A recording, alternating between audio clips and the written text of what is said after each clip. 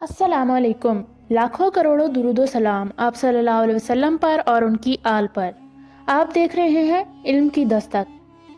पिछली वीडियो में हमने कुछ नई टेक्नोलॉजीज और इमाम मेहदी की जुर्रत और हौसलामंद क़यादत का जिक्र किया। इस वीडियो में हम इमाम मेहदी के ज़हूर के बाद होने वाले हालातों वाक़यात, जिनमें सुफियानी लश्कर से मुकाबला, हज़रत ईसा का नज़ूल और कुरान और हदीस की रोशनी में वक़ूफ़ पज़ीर होने वाले वाक़यात का खुलासा भी आपके सामने रखेंगे। पर आगे बढ़ने से पहले आपसे गुजारिश है कि चैनल को सब्सक्राइब करें ताकि मज़ीद आने वाली वीडियोस बआसानी आप तक पहुंच सकें। अहम सवाल की तरफ लौटते हैं कि हज़रत मेहदी के साथ 3 तरह की क़ुव्वतें शामिल हो जाएंगी। 1. सालेह और काबिल मुसलमान, नेकबख्त यहूदी और उनका सरमाया और इल्म, सआदतमंद ईसाई और उनका तजर्बा और टेक्नोलॉजी। फिर खुद हज़रत मेहदी की काबिलियत, जहानत, जुर्रत और उन सब के साथ गैबी मदद और नुसरत शामिल होगी। लेकिन इसके बावजूद 7 साल के कलील अरसे में आखिर किस तरह वो ताकत उनके पहाड़ों को जगह से हिला सकेंगी जो गुज़िश्ता 200-300 सालों में मगरिब ने थप्पी लगाकर खड़े किए हैं। इस सवाल का जवाब ये है कि ज़ाहिर में सुन्नत की कामिल इत्तिबा और बातिन में अल्लाह ताला से कामिल ताल्लुक की बरकत से अल्लाह ताला उनकी जद्दोजहद और जहादों के ताल में ऐसी बरकत अता फरमाएगा कि कायनात में गैबी कुव्वतें उनके साथ हो जाएंगी। मगरिब की दज्जाली ताकत महज मादा परस्ती पर मबनी है। मादा अल्लाह की नज़र में पस्त और हकीर है। अल्लाह ताला को परवाह नहीं कि वो हकीर और नफ्स परस्त लोगों को ये हकीर चीज़ दे दे। इसके मुकाबले में हज़रत मेहदी और हज़रत ईसा अलैहिस्सलाम बुलंद मर्तबा और रूहानी शख्सियात होंगी। उनको गैर मामूली करामती मुजज़ात की ताकत भी दी जाएगी। बैत के बाद हज़रत मेहदी अपने पहले खुतबे में फरमाएंगे, दुनिया के ख़त्म हो जाने का वक्त करीब है, इसलिए मैं तुम्हें अल्लाह और उसके रसूल की अताअत, कुरान करीम के अहकाम पर अमल, बातिल को ख़त्म करने और सुन्नतों को ज़िंदा करने की दावत देता हूँ। हज़रत मेहदी को अल्लाह ताला एक ही रात में बुलंद मुकाम तक पहुँचा देंगे। एक हदीस में आता है, हज़रत मेहदी के खिलाफ निकलने वाला लश्कर, जिसका सरबराह सुफियानी नाम का शख्स होगा, ज़मीन में धंसा दिया जाएगा। हज़रत अबू हुरैरा रज़ियल्लाहु ताला अन्हु से रिवायत है कि एक मरतबा हुज़ूर सल्लल्लाहु अलैहि वसल्लम ने सहाबा इकराम से पूछा, क्या तुमने किसी ऐसे शहर के मुतालिक सुना है जिसकी एक जानिब खुश्की और दूसरी जानिब समंदर है? सहाबा ने अर्ज़ किया, जी या रसूल अल्लाह। आप सल्लल्लाहु अलैहि वसल्लम ने फरमाया, क़यामत इस वक्त तक कायम नहीं होगी जब तक के बनी इसहाक के 70,000 अफराद इस शहर के लोगों से जहाद न कर लें। चुनाचा मुजाहिदीन में जब वहाँ पड़ाव करेंगे तो ना असले से लड़ेंगे और ना तीर फेंकने की नौबत आएगी। सिर्फ एक मरतबा ला इलाहा इल्लल्लाहु अल्लाहु अकबर कहने से शहर की हिफाजती दीवार का एक हिस्सा गिर जाएगा। अब यहाँ ये बात भी अहम है कि हदीस में जिस तरह आया है, ना असले से लड़ेंगे ना तीर फेंकने की नौबत आएगी। इससे मालूम हुआ है कि मुसलमान अपने तौर पर जो बेहतरीन वसाइल दस्तयाब हों उन्हें हासिल करें और गलबा दीन के लिए कुर्बानियाँ दें और देते रहें। आगे एक वक्त पर अल्लाह पाक खुद ही गैब से कोई सूरत पैदा फरमाएंगे।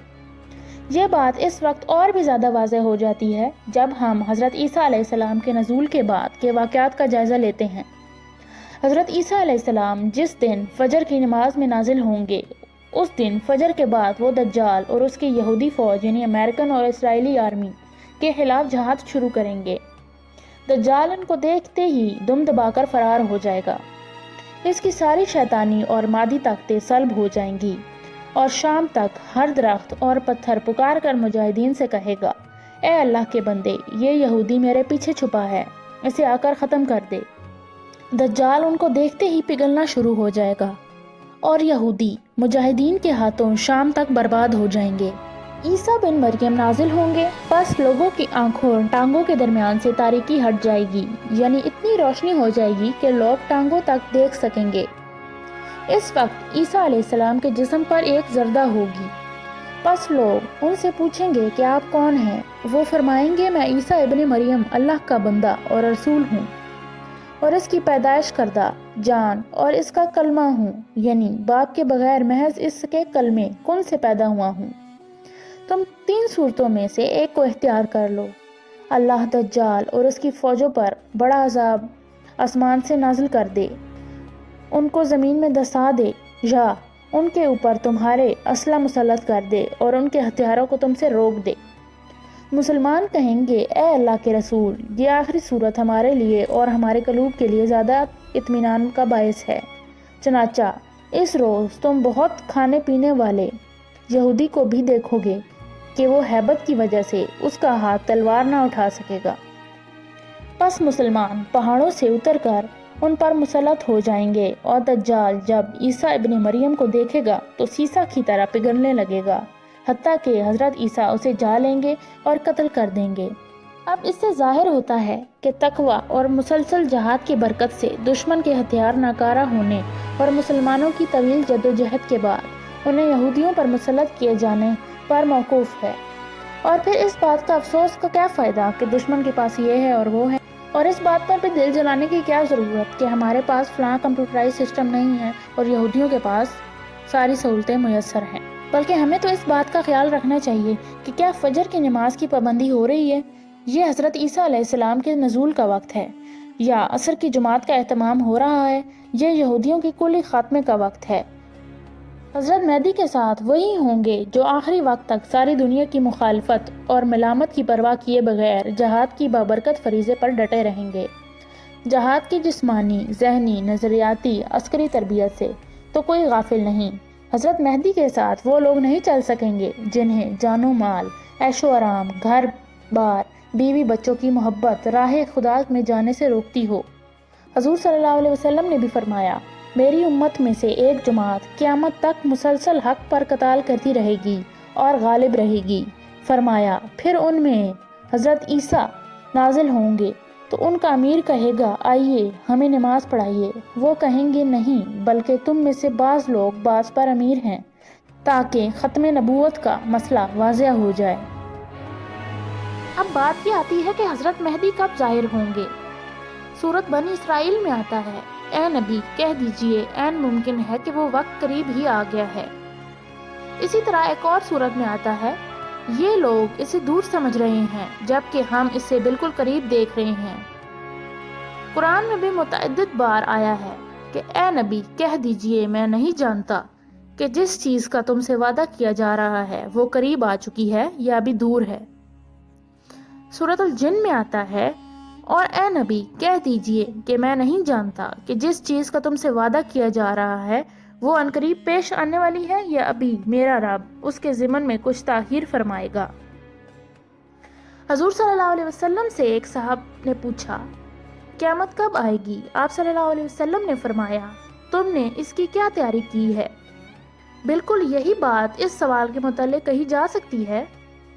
اب اس کا جواب یہی بنتا ہے کہ ہم نے اس کے لیے کیا تیاری کی ہے کہ حضرت مہدی کب آئیں گے اور ہم ان کا ساتھ کس طرح دیں گے، کیونکہ جس طرح حضرت مہدی کا ساتھ دینے والے حدیث کے مطابق روئے عرض کے صالح ترین مسلمان ہوں گے اور ان کی فضیلت اصحابہ بدر والی ہے، اسی طرح ان کا ساتھ چھوڑ کر بھاگنے والوں کے لیے وعید بھی اتنی ہی سخت ہے۔ حدیث شریف میں ہے، اس پر یعنی مسلمانوں کو کافروں کے حوالے نہ کرنے پر جنگ شروع ہو جائے گی اور مسلمان 3 گروہوں میں بٹ جائیں گے۔ ایک تہائی لشکر تو میدان جنگ سے بھاگ جائے گا، ان کو توبہ اللہ تعالیٰ کبھی قبول نہیں فرمائے گا۔ 1 تہائی لشکر شہید ہو جائے گا، یہ اللہ تعالیٰ کے نزدیک افضل شہداء ہوں گے۔ اور تیسرا، 1 تہائی لشکر کو فتح نصیب ہوگی، یہ آئندہ کسی فتنے میں مبتلا نہیں ہوں گے۔ حضرت کا ساتھ چھوڑ کر بھاگنے والے کون ہوں گے؟ اب یہ سوال آتا ہے، جنہوں نے شرک و بدعت کی دین سمجھ رکھا ہے، جنہوں نے اپنے منہ کو حرام سے اشنا کر رکھا ہے، جن کے دلوں میں حسد، بغض اور کینہ ہے، زبان پر غیبت، تہمت اور جھوٹ ہے، آنکھ میں خیانت، حرص اور ہوس ہے، ہاتھ میں بخل، کرپشن اور فراڈ ہے، منکرات سے توبہ نہیں کی اور دنیا سے منکرات کے خاتمے کے لیے جہاد کرنے والوں میں شامل ہونے کا شوق رکھتے ہیں۔ یہ وہ لوگ ہیں جو حضرت کو عین میدان جنگ میں اکیلا چھوڑ کر بھاگ جائیں گے۔ اہم یہ نہیں کہ حضرت مہدی کب ظاہر ہوں گے، اہم یہ ہے کہ اگر وہ ظاہر ہو گئے تو ہم میں سے کس نے اس کے لیے تیاری کی ہے۔ کہیں ایسا نہ ہو کہ جب وہ ظاہر ہوں تو ہم کسی ایسے فتنے کا شکار ہوں کہ ان کا ساتھ دینے کے بجائے پیٹھ دکھا دیں یا ان پر مقابلے پر اتر آئیں۔ جی ہاں، کچھ بدنصیب نام نہاد مسلمان سب سے پہلے ان کی مخالفت میں خم ٹھونک کر نکلیں گے اور دردناک طریقے سے برباد ہوں گے۔ احادیث سے بھی یہ بات واضح ہوتی ہے کہ حضرت کے زمانے میں نام نہاد مسلمانوں کا ایک طبقہ بھی ہوگا جو حضرت کا ساتھ چھوڑ کر بھاگنے والوں میں سے سب سے زیادہ بدبخت ہوگا۔ وہ اسلام کا دعویٰ دار ہونے کے باوجود حضرت کی مخالفین میں سے ہوگا اور اسے اللہ تعالیٰ ساری دنیا کی آنکھوں کے سامنے دردناک عذاب میں گرفتار کرے گا۔ وہ زندہ جسموں کے ساتھ زمین میں دسا دیے جائیں گے۔ یہ وہ لوگ ہوں گے جو آج کل کے سب سے بڑے فتنے یعنی فکری ارتداد کا شکار ہو چکے ہیں۔ ان کا سربراہ عبداللہ سفیانی نامی شخص ہوگا۔ اب یہ سوال بھی اٹھتا ہے کہ یہ سفیانی کون ہوگا؟ یہ یہودیوں کا تیار کردہ ایک مسلم لیڈر ہوگا جس کو عالمی میڈیا مسلمانوں کے ہیرو اور قائد کے طور پر پیش کرے گا۔ بعض جنگوں میں وہ مغرب کے خلاف فاتحانہ کردار ادا کرنے کا ڈرامہ بھی رچائے گا اور پھر جب مسلمانوں میں مقبولیت حاصل کر لے گا تو اصل روپ میں ظاہر ہو جائے گا۔ اس کا نام عبداللہ ہوگا اور اس کا خروج مغربی شام میں ہوگا۔ بعض روایات سے پتہ چلتا ہے کہ یہ شروع میں مسلمانوں کا ہمدرد اور خیرخواہ ہوگا، بعد میں اس کا دل بدل جائے گا۔ اس کا مطلب یہ ہے کہ اسے باطل قوتیں مسلمانوں کی جعلی قیادت کے لیے تیار کریں گی، جیسا کہ آکسفورڈ اور کیمبرج میں ہوتا ہے، اور جب وہ مسلمانوں میں مقبولیت اختیار کر لے گا تو اصل پلان پر عمل شروع کر کے حضرت مہدی کے خلاف صف آرا ہو جائے گا۔ اس کا مطلب یہ کہ اسلام کے حلال کو حلال اور حرام کو حرام نہ سمجھے، شرعی تعلیمات کو حرف آخر نہ مانا جائے، اس میں اپنے شکوک و شبہات اور وسوسے پیدا کیے جائیں کہ شراب و زنا اور سود اور جوئے جیسے قطعی حرام چیزوں کو بھی پروپیگنڈے کے زور پر حلال کروا دیا جائے۔ ایک حدیث میں بھی آتا ہے کہ اس دن وہ شخص سب سے بڑا محروم ہوگا جو بنو کلب کے مال غنیمت سے محروم رہا، یعنی ہر صاحب ایمان مجاہد اس مال غنیمت میں سے کچھ نہ کچھ ضرور حاصل کرے گا، اگرچہ اونٹ کو باندھنے کی رسی ہی کیوں نہ ہو۔ حضرت حذیفہ رضی اللہ تعالیٰ عنہ سے عرض ہے، یا رسول اللہ، ان کے ساتھ قتال کرنا کیسے جائز ہوگا؟ حالانکہ وہ تو توحید کے قائل ہوں گے، یعنی لوگ ان کے ساتھ مسلمان ہونے کے باوجود ان کے امول کو غنیمت اور ان کے بچوں کو قیدی کیسے بنا لیں گے؟ فرمایا، وہ شراب کو حلال سمجھنے اور نماز نہ پڑھنے کی وجہ سے کافر قرار دیے جائیں گے۔ سفیانی زمین میں فساد برپا کیے ہوئے ہوگا، حتیٰ کہ ایک عورت سے دن کے وقت دمشق کے جامع مسجد کی ایک مجلس میں بدکاری کی جائے گی۔ اس وقت ایک غیرت مند مسلمان سے مسجد کی یہ بے حرمتی نہیں دیکھی جائے گی اور وہ کھڑا ہو کر کہے گا کہ افسوس ہے تم پر، ایمان لانے کے بعد کفر کرتے ہو، یہ ناجائز ہے۔ سفیانی کو یہ حق کی بات کڑوی لگے گی اور وہ اس کا کلمہ حق کہنے کی پاداش میں موت کے گھاٹ اتار دے گا، اور صرف یہ ہی نہیں بلکہ اور بھی کوئی اگر اس کی حکم کی خلاف ورزی کرے گا تو اس کو بھی قتل کر دیا جائے گا۔ ایک روایت میں آتا ہے کہ حضرت مہدی اس کے سردار یعنی سفیانی نامی شخص کو ایک چٹان پر بکری کی طرح ذبح کر دیں گے۔ جو لوگ فتنے کا شکار ہو چکے ہیں وہ ظالم کے لیے رحم دل اور مظلوم کے لیے سنگ دل ہوتے ہیں۔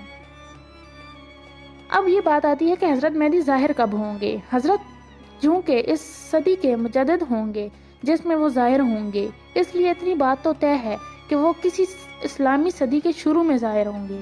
یہ بھی ممکن ہے کہ پیدا شروع میں ہوں اور ظاہر نصف صدی سے پہلے ہوں۔ عرب کے محاورے میں نصف سے مراد پہلے تک کو شروع کہا جاتا ہے۔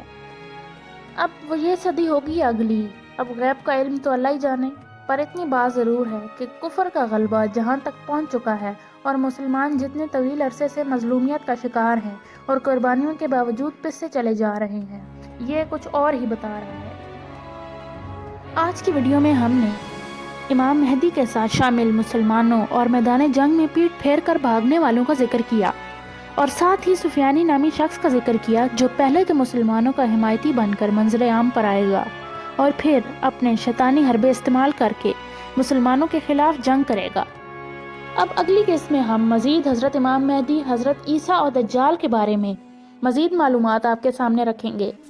اگر آپ کو ہماری یہ ویڈیو اچھی لگی ہے تو اسے لائک کریں اور چینل کو سبسکرائب کریں۔